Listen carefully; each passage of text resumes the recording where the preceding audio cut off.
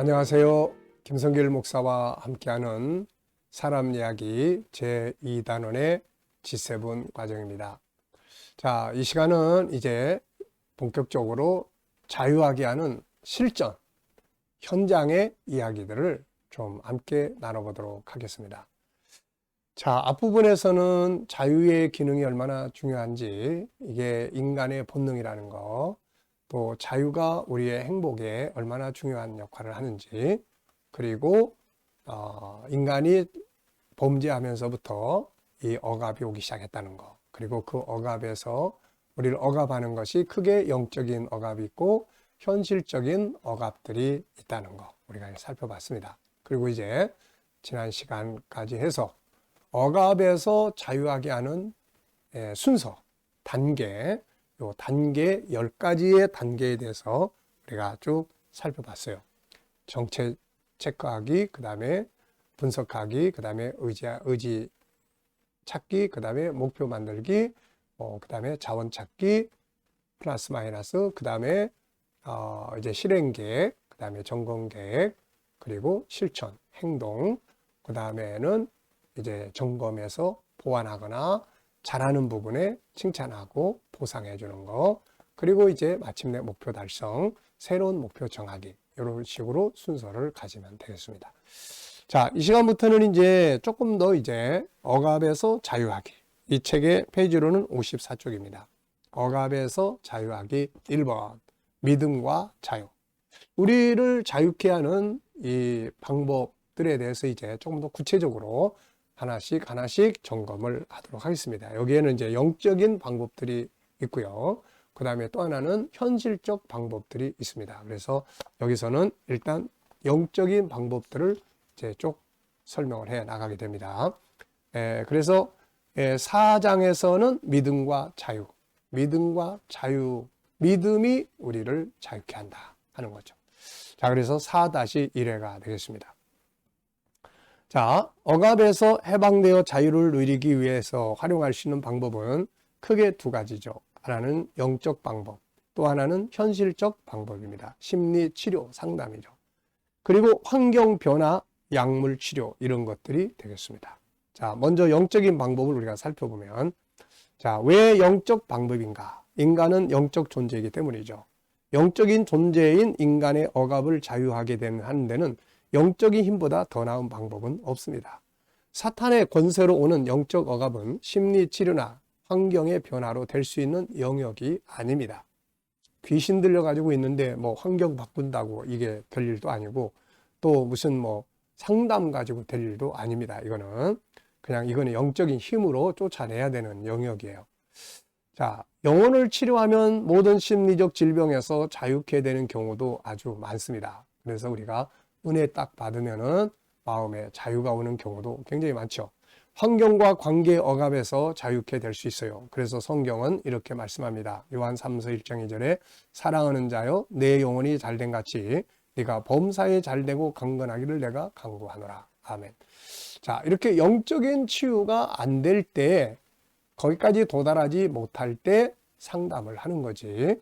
영적인 이 치료, 다시 말해서 하나님의 영과 내 영이 하나 되는 성령 충만한 자리에까지 갈 수 있는 사람이라면은 충분히 영적으로 다 해결할 수가 있습니다. 은혜 받으면 되니까요. 다만 테크닉, 기술적 부분은 상담을 통해서 교육을 받거나 이런 게 이제 필요한 것이죠. 자, 먼저 1번입니다. 심리와 삶을 치료하는 데 있어서 가장 중요한 전문의신 하나님. 사람들은 하나님, 예수님 그러면 자기 종교 믿으라고 하는구나 이렇게 생각하는 경우가 많죠. 그러나 이것은 하나만 알고 둘은 모르는 사람입니다. 적어도 심리 치료, 마음을 치료하는 데 있어서 하나님만큼, 예수님만큼 절대적 전문가는 없는 겁니다. 자, 하나님, 예수님이 종교적인 것이라고 생각하든 안 하든 상관없이 이 분들의 도움은 절대적인 것이라는 점이죠. 심리 치료에 있어서 인간의 힘은 지극히 제한적입니다. 안에 심리, 그 안에 들여다보지 못하는 인간이 뭘 어떻게 치료한다고 해서 얼마나 완성을 하겠습니까? 부분적인 거죠. 우리가 육체적인 치료를 위해서는 병원을 가죠. 그리고 진단과 함께 필요한 수술이나 약을 복용합니다. 이때 중심적인 치료의 역할은 전문적인 의사가 담당을 하는 거죠.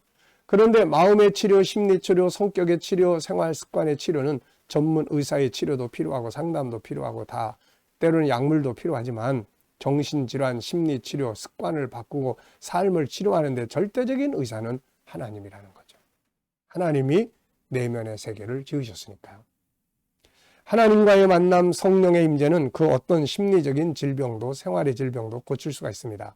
눈에 보이지 않는 심리, 치료는 사람의 힘만으로는 한계가 있죠. 이는 인간이 사람의 심리, 마음을 만든 자가 아니기 때문입니다.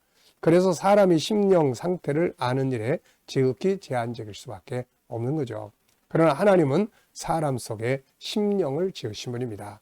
스가랴 12장 1절에 보면 이스라엘에 관한 여호와의 경고의 말씀이라.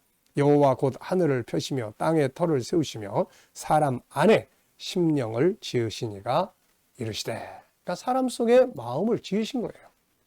그러기에 그분만큼 심리치료의 전문가는 없습니다. 이 부분에 대해서는 데일 카네기의 인간관계론에서 더욱 자세하게 설명을 하고 있죠.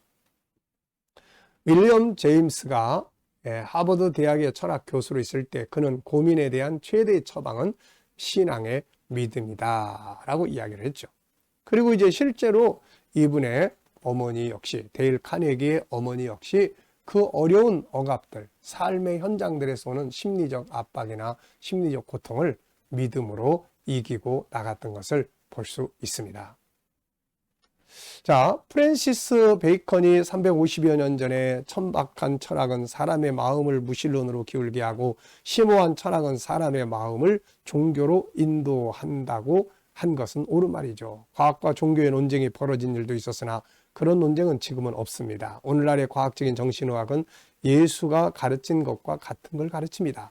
왜냐하면 그것은 정신의학자가 기도와 강한 신앙이 질병을 일으키는 가장 큰 고민이나 불안 또는 긴장이나 공포를 몰아낸다는 것을 알고 있기 때문입니다. 정말로 종교심이 깊은 사람은 정신병에 걸리지 않는다. 이렇게 이야기를 하고 있죠. 자, 오늘날에는 정신의학까지도 새로운 전도자가 되었습니다. 그들은 우리에게 내세 지옥의 업화를 모면하기 위해 종교적인 생활을 하라는 것이 아니라 현세 지옥의 업화, 위암이라든지 협심증이나 신경쇠약 또는 광기를 피하기 위해 종교적 생활을 하라고 권하고 있는 것이죠. 심리학자나 정신의학자의 대표적 의견을 알고 싶은 사람은 헨리 C. 링크 박사의 종교로의 복귀를 읽으면 도움이 될 수 있다고 합니다. 미국에서는 평균 35분마다 한 사람이 자살하고 120초마다 한 사람꼴로 정신 이상자가 생기고 있다고 하죠. 이들 자살자의 대부분과 그리고 또한 정신 이상이 된 사람의 반수는 만일 그들이 종교와 기도에서 얻는 평화와 위안을 갖고 있었다면 방지할 수가 있었을 것이다. 이렇게 이야기합니다. 현대의 가장 훌륭한 정신 분석학자의 한 사람인 칼 융 박사는 그의 저서 영혼을 탐구하는 현대인에서 이렇게 말합니다. 과거 30년 동안 나는 전 세계 문명국 사람들로부터 진찰해 줄 것을 요청받아 몇백 명의 환자를 치료했다. 내가 진찰한 환자 가운데서 인생의 제2기, 즉 35세 이상인 사람들 모두가 종교적 인생관의 최종적인 구원을 받아야 할 상태에 있었다고 진단했다. 그들 모두가 지금까지 종교가 그 신자들에게 준 것을 잃어버렸기 때문에 정신이상에 걸렸다고 해도 과언이 아니다. 그리고 그들의 종교적 인생관을 회복하지 못한 사람들은 제대로 치유되지 않는다. 이렇게 또 이야기를 합니다. 윌리엄 제임스도 거의 같은 말을 하고 있어요. 신앙은 인간이 살아가는 데 필요한 하나의 힘이다. 신앙이 전혀 없다는 것은 허탈을 의미한다. 석가 이후에 있어서 인도의 최대 지도자인 마하트마 칸디도 기도라는 힘에 격려받지 않았다면 의기를 소진해 버렸을 것이라고 합니다. 이것은 그가 말한 내용이 이런 말이죠. 기도가 없었다면 나는 벌써 미쳐버렸을 것이다 라고 말한 것으로도 알 수가 있습니다. 같은 사실에 대해서는 수천 명의 사람들이 같은 증언을 하고 있죠. 그래서 이 데일 카네기 부모님 역시 만약에 그런 신앙이 없었다면 정말 미쳐버렸든지 삶을 포기해버렸든지 이렇게 했을 것이다. 이렇게 이야기를 하고 있는 것입니다. 자, 그렇기 때문에 우리가 참 이 신앙이라는 것, 신앙은 정신세계를 다루는 거예요, 이게.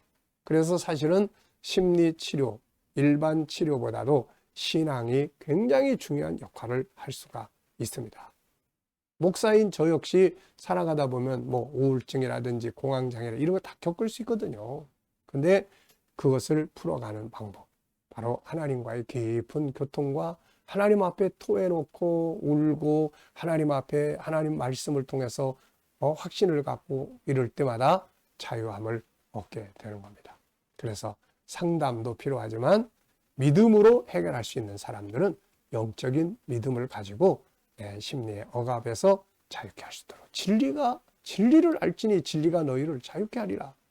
주의 영이 계신 곳에는 자유함이 있느니라. 아들이 너희를 자유케 하면은 너희가 자유할 수 있다. 이게 성경의 가르침이에요. 그래서 자, 이 시간은 여기까지 하고 마치겠습니다. 자, 우선 당분간은 계속해서 영적인 이야기들을 많이 하게 되겠습니다. 신앙을 통해서 억압에서 자유함을 얻을 수 있기 때문에 그렇습니다. 자, 이 시간 말씀 여기까지 하고 마치겠습니다. 감사합니다.